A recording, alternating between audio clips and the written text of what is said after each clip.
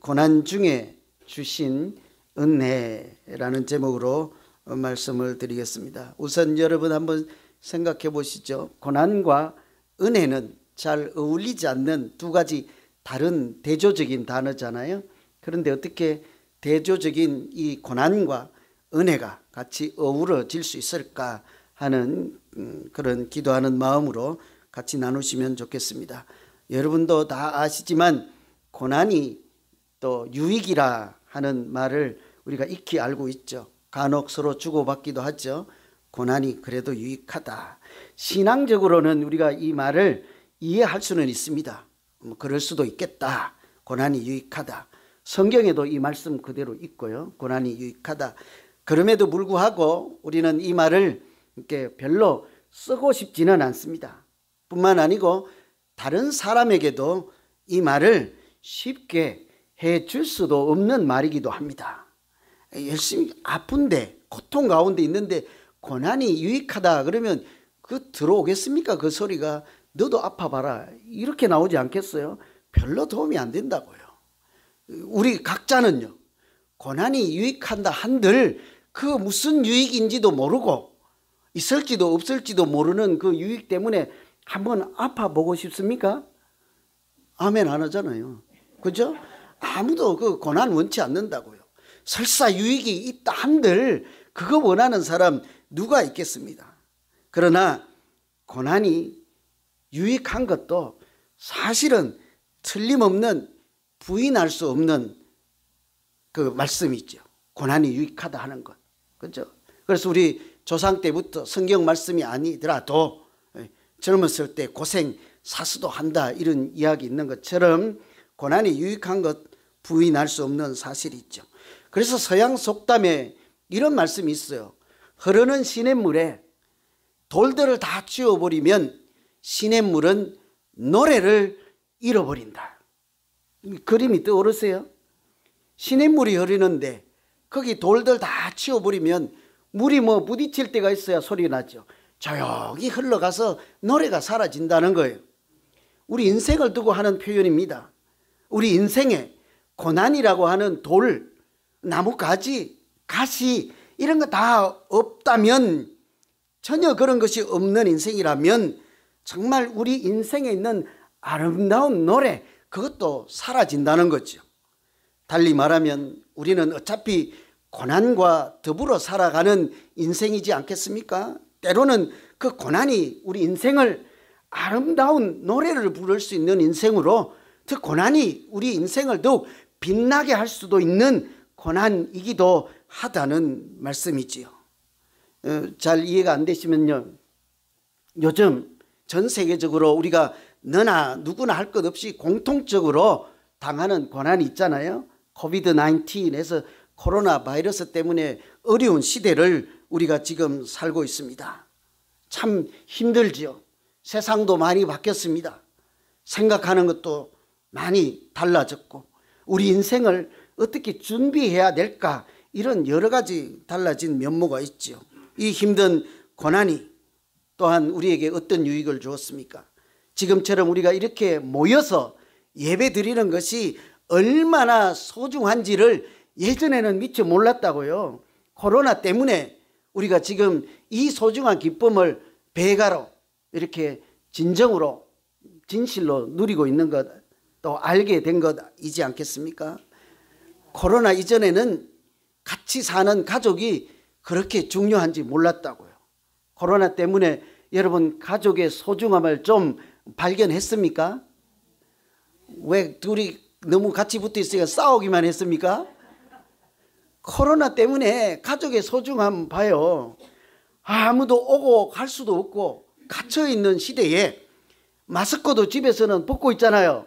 둘이 식구끼리 네 목숨 내 목숨 매 한 가지다. 너 죽으면 너 감염되면 나도 어차피 감염될 거, 죽어도 같이 죽고 살아도 같이 살자, 이런 분만 가족이라 하고 한 집에서 코로나 시대를 보내지 않았습니까? 얼마나 소중해요. 그래도 이해 안 되면 입장을 바꿔놓고 보세요. 내가 코로나에 걸려도 자기 목숨 돌보지 않고 내 곁에서 붙어 있어서 내 식사도 챙겨주고 내가 아프면 그래도 밖에 가서 약도 구해다 주고 고맙지 않아요? 저만 그랬나 보네요. 그죠?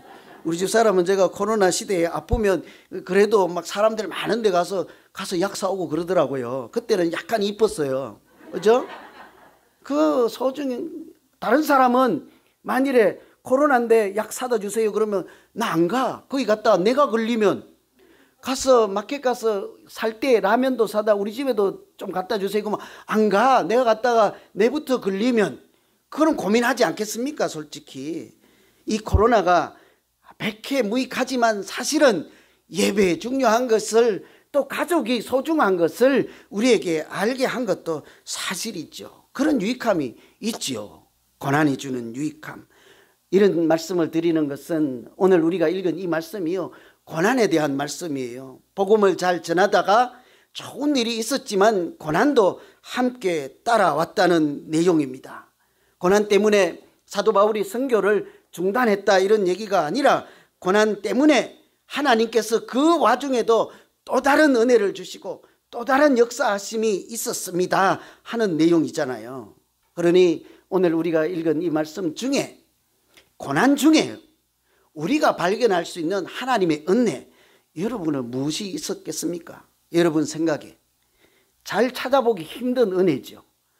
제가 일주일 동안 고민해 보니까 고난 중에 하나님은 우리의 사명을 다시 발견하게 해 주십니다. 그걸 사명이라 하니까 아멘이 안 되지만요, 고난을 통해서 하나님이 우리의 인생의 참 의미를 깨닫게 해 주십니다. 고난 중에 내가 그래도 살아봐야지 하는 이런 용기를 주신다고요. 고난을 통해서 참 가치, 참 보배를 발견하게 하기 때문이죠. 오늘 말씀 46절에 보면 하나님의 말씀을 너희에게 먼저 전할 것이로되 너희가 버리고 영생 얻을 자로 합당하지 않다고 너희가 자처함으로 내가 이방인에게로 향하노라. 길어서 무슨 말인지 모르지만요, 이 고난 때문에 나는 너희가 핍박하니 나는 이방인에게로 간다 하는 말씀이에요. 이 고난 때문에 뱉은 말이에요. 고난 때문에 작정하게 된 거예요. 나 이방인에게로 갈 거야. 여러분, 이것이 은혜일까요? 한번 잘 생각해 보세요. 비시디아 안독에서 복음을 전했는데요, 그리고 첫 번째 설교를 했잖아요. 사람들이 열광을 하고 반응이 너무 좋은 거예요. 다들 아멘 아멘 하고 믿지 않던 사람들이 예수를 영접하는 일이 있었습니다. 어느 정도인가 하면 다음 주에도 오늘 같은 이 말씀 또 전해주세요. 다음 주에도 오늘 같은 똑같은 이 말씀 전해주십시오. 이렇게 한 거예요. 그리고 사도 바울이 그 다음 주에 말씀을 전하러 갔더니요, 그 시내에 있는 거의 모든 사람이 다 말씀을 듣고자 모였더라 하는 거예요. 이게 얼마나 큰 기적인지 아멘이 안 나오는지 나 이해가 안 되네. 그죠? 안 되면요, 여러분, 제가 여기다가 이제 말씀을 전하고 다음 주에 말씀을 전했는데 여러분은 오시지만요, 온 LA 시내는 아닐지라도 피코에 있는 사방 일대의 사람들이 다 모여들었더라. 그런 날이 올까요? 여러분도 아멘 안 하고 우리도 웃고 말잖아요. 그런 날은 없어요. 그런데 사도 바울이 비시디아 안도에 가서 말씀을 전했더니 다음 주일에도 말씀을 전해주세요 하고 실제로 다음 주에 가보니까 시내의 모든 사람들이 다 모였더라. 기적 자체이죠. 그런 일이 어떻게 있습니까? 우상을 섬기는 도시에 믿지 않는 사람들이 다 복음을 믿더라. 기적 같은 일이 일어났습니다. 그러니 말씀을 전했던 사도 바울이 얼마나 큰 위로를 얻었겠어요. 얼마나 신명이 났겠습니까? 그런데 하나님 말씀이 여기서 끝나면 좋아요. 그런데 그렇지 않고 오늘 본문의 말씀은 사람들이 아멘하고 말씀을 사모하는 사람뿐만이 아니라 비방하는 사람들이 있었습니다. 반박하는 사람들이 있었습니다.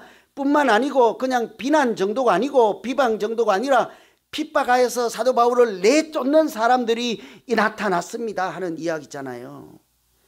비방하고 핍박한다고 해서 사도 바울은 그 자리에서 중단하고 주저앉지도 않았습니다. 왜 그렇게요?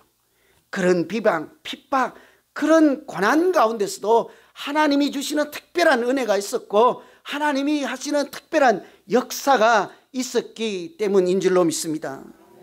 그게요, 첫 번째가 오늘 말씀이에요. 내가 이방인에게로 가노라. 저것이 무슨 하나님이 주신 은혜일까 싶지요. 여러분 한번 생각해 보세요.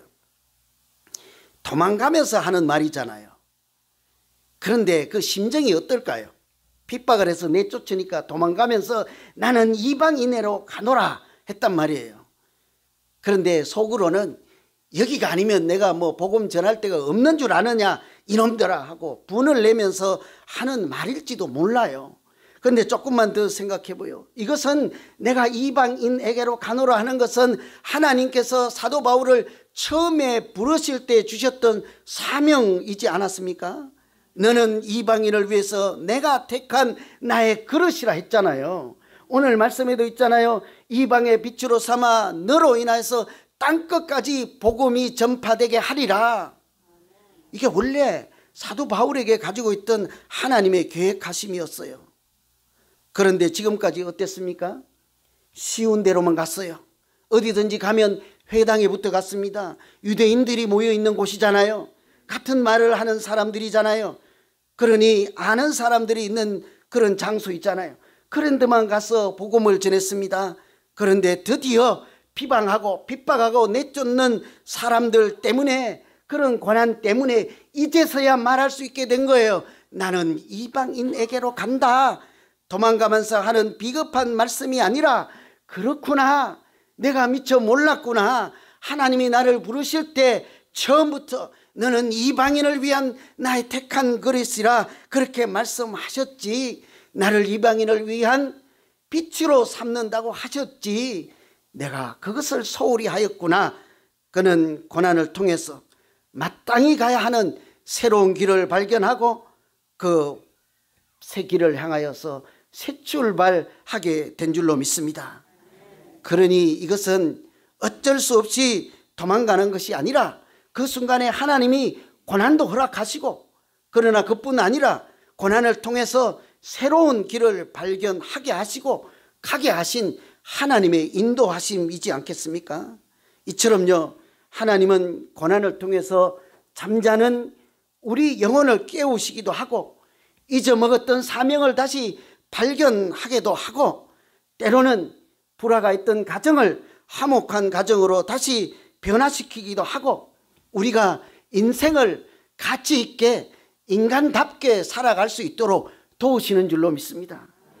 교회도 마찬가지예요. 우리 교회에 여러분 뭐 싸우기도 하고 이런저런 불화가 있고 고난이 있습니까? 그런 고난을 통해서 하나님은 우리 교회가 더욱 든든히 서갈 수 있는 그 와중에 숨어있는 은혜가 있다고요. 우리가 그걸 놓치지 말아야 하지 않겠어요? 잘 이해가 되지 않으면요, 이런 일이 있었습니다. 성경에 나오는 아브라함은 여러분 다 아시잖아요. 아브라함의 조카 롯이 있었어요. 근데 그 조카가 어리니까 자기 아들처럼 데리고 이렇게 살았잖아요. 그런데 이제 조카가 장성하다 보니 조카도 잘 살고 아브라함도 잘 살고 식솔도 이쪽도 많고 이쪽도 많으니까 이렇게 초장으로 양떼를 몰고 나가면 총돌이 가서 들판에 가서 서로 싸우는 거예요. 이건 내 풀이고 이거는 내 풀이고 이거는 우리 주인 양이 먹을 거고 이건 우리 주인이 다르잖아요. 롯하고 아브라함이. 맨날 싸우니까 하루는 아브라함이 조카 롯을 불러다가 이렇게 제안을 하는 거죠. 이제는 우리가 같이 살 형편이 못 되는구나. 네가 좌하면 나는 우할 것이고 네가 우하면 나는 좌할 것인데 어찌하면 좋겠느냐, 이렇게 얘기를 하잖아요. 그랬더니 이 사도 그 롯이 뭐라고 합니까? 이렇게 삼촌이 시키는 대로 이제 가잖아요. 그래서 소돔과 고모라로 가게 되잖아요. 넓은 들 좋은 것을 보고 먼저 택하라 했으니까 그래서 헤어지게 되었잖아요. 여러분, 이것은 틀림없이요, 가정 불화가 있었던 것입니다. 서로 다툼과 분쟁과 시기가 있었고 재산을 더 많이 모으려고 하는 그런 욕심이 밖으로 표출된 안 좋은 일이에요. 서로 다툼이잖아요. 그런데 이 와중에 하나님이 주시는 은혜가 있었습니까? 그 와중에 싸웠는데요. 잘 사이좋게 지내다가 헤어졌는데요. 이 중에도 하나님의 은혜가 있을까요? 그냥 그저 잘 사이좋게 지내다가 그냥 마음이 불편해서 서로 헤어졌더라 이런 얘기로 지날까요? 잘 보면요, 그 중에도 하나님이 주시는 은혜가 있어요. 여러분 다 아시는 대로 하나님께서 아브라함을 부르실 때 처음에 뭐라고 했습니까? 너는 너의 고향 친척 아비 집을 떠나 이제부터 내가 너에게 지시할 땅으로 가라 이렇게 말씀하셨잖아요. 그럼에도 불구하고 아브라함은 지금까지 물리적으로 고향을 떠나고 친척을 떠나고 아비 집을 떠났지만 그 아버지의 흔적, 형제들의 흔적인 조카 롯을 품고 떠나보내지 못하고 있었잖아요. 그런데 이 분쟁, 다툼, 시기 이런 고난을 통해서 하나님이 자연스럽게 떠나게 인도하신 것 아니겠습니까? 그러니 무엇이겠어요? 그들이 주저주저 하고 있을 때 하나님께서 어려운 일, 아프지만 이별을 통해서 믿음의 조상이 되는 길로, 믿음의 조상으로 살아가는 새 길로 출발하게 하신 줄로 믿습니다. 사람의 힘으로 되지 않을 때 또는 잘 모르고 있을 때 우리가 알지 못하는 고난을 통해서도 말씀하시는 분이 하나님이지 않겠어요? 그래서 여러분 다 아시는 말씀이에요. 하나님은 기쁠 때는 조곤조곤 그냥 속삭인데요, 그래도 마음이 기쁘니까 너무 잘 들려요. 평상시에는 우리 양심을 그냥 말씀하세요, 일반 대화처럼. 그런데 고난 중에는 하나님이 어떻게 한대요? 소리를 친대잖아요. 고함을 지른대잖아요. 왜 그래요? 못 들으니까. 아플 땐, 고난 중에 있을 땐 하나님 소리 조곤조곤해서는 안 들려요. 내부터 아프니까, 내 코가 석자니까 하나님 소리 안 들린다고요. 그런데 소리를 지르잖아요. 뿐만 아니라 고난 중에는요, 하나님이 아무리 찾아도 안 보여요. 그래서 하나님 어디 계십니까? 우리가 그렇게 하잖아요. 그런데 그럼에도 불구하고 그때 하나님은 어떻게 하실까요? 팀 켈러 목사님이 이런 말씀을 하셨어요. 고통이, 고난이 하나님과 인생에 대한 본질에 대한 중요한 질문으로 이끌어 간다.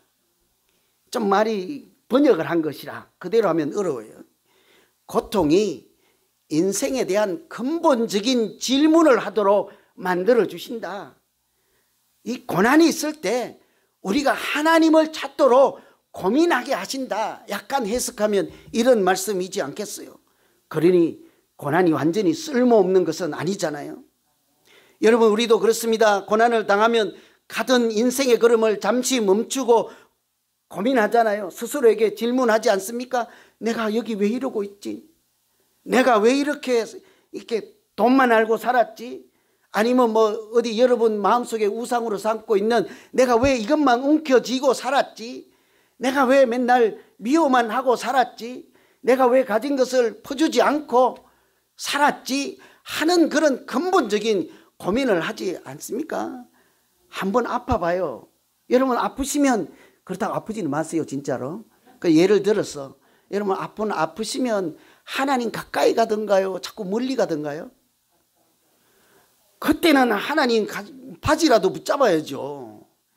앞에 가서 하나님 고쳐주세요 말할 용기는 아니어도 뒤에 가서 하나님의 그림자라도 밟아야 하지 않겠습니까? 그러니까 가까이 가지요.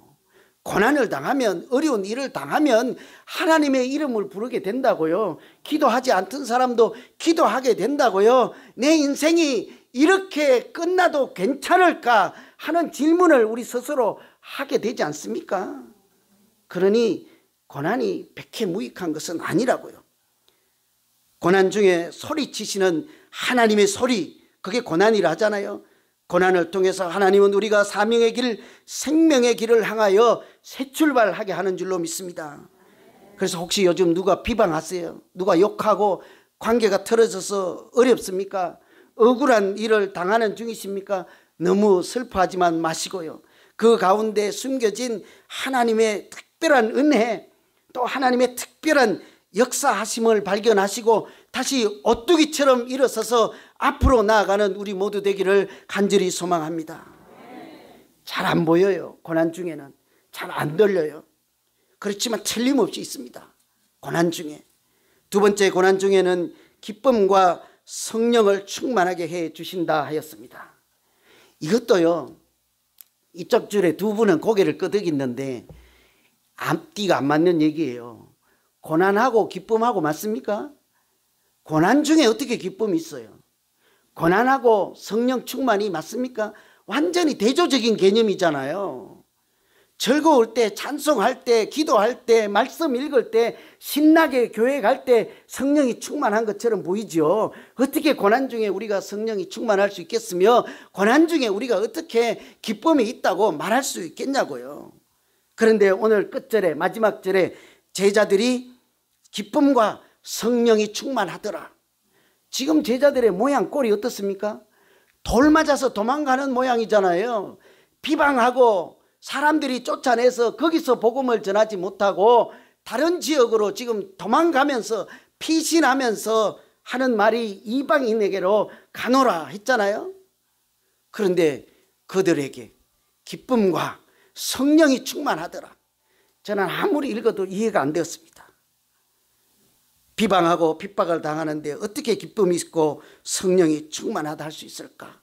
나 같으면 억울하고 원통하고 분노하고 좌절할 수 있지 않을까? 그런데 어떻게 하나님은 제자들에게 기쁨과 성령이 충만하더라 할까?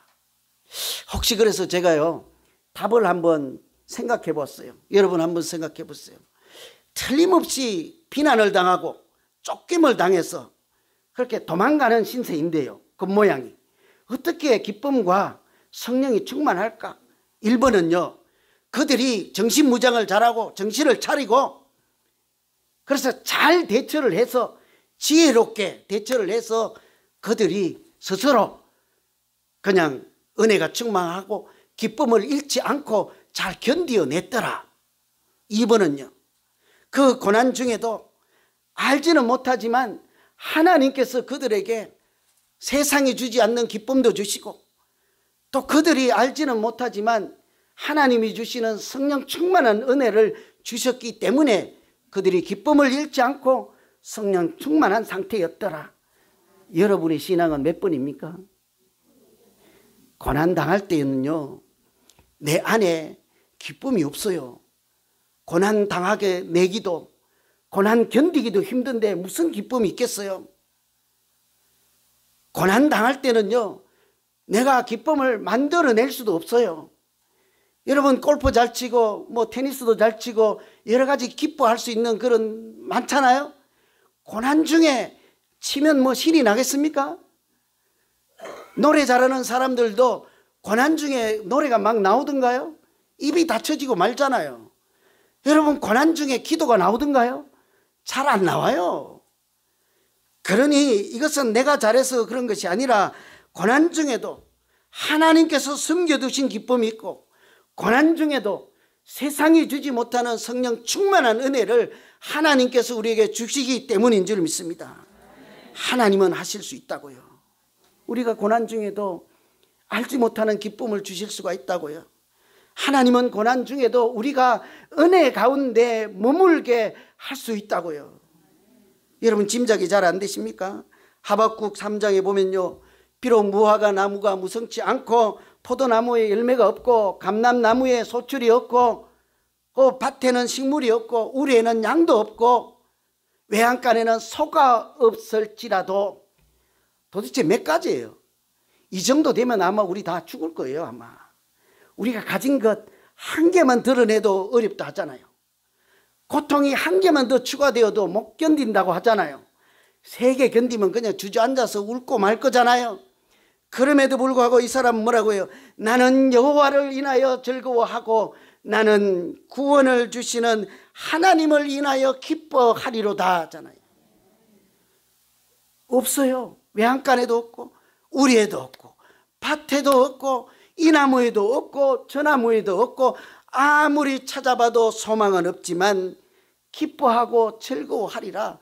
하나님을 인하여 하나님 때문에 그렇게 살아갈 수 있다고 하지 않습니까? 우리가 당하는 고난 속에도요, 이처럼 하나님은 기쁨을 숨겨두시고 성령 충만한 은혜를 숨겨두시는 줄로 믿습니다. 갈라디아서 6장에 보면 우리가 선을 행하되 낙심하지 말지니 포기하지 아니하면 때가 이름에 거두리로다 그랬잖아요. 선을 행하다 낙심하지 말라. 때가 오면 하나님께서 거두게 하실 것이라 하는 거죠. 때가 있다는 말씀이에요. 하나님의 때가 있다는 것이죠.